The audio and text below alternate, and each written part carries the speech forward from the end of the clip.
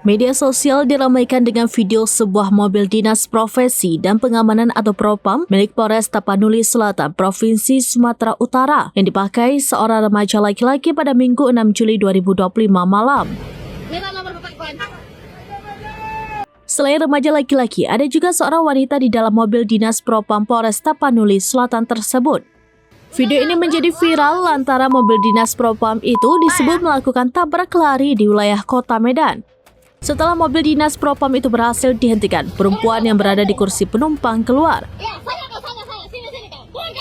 Sementara remaja laki-laki masih berada di dalam.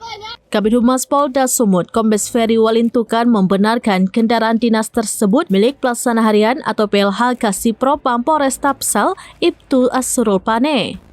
Ia mengatakan mobil dikemudikan anak Ibtu Asrul Pane, seorang remaja pria berinisial AP 16 tahun untuk jalan-jalan pada Minggu 6 Juli 2025.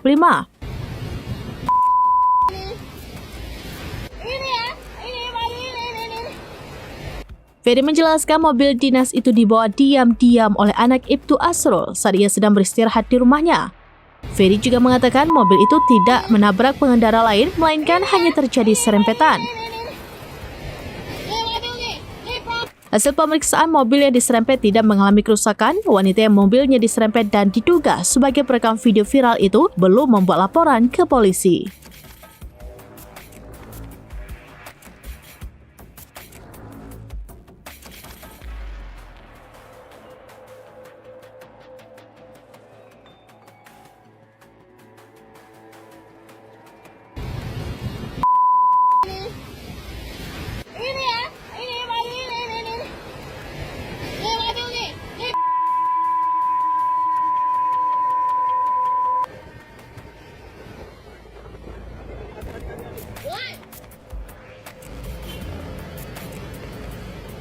Minta nomor Bapak Klan. Mana nomor Bapak Klan? Kasih aku, cepat. Nomor Bapak. Download Tribun X sekarang. Menghadirkan lokal menjadi Indonesia.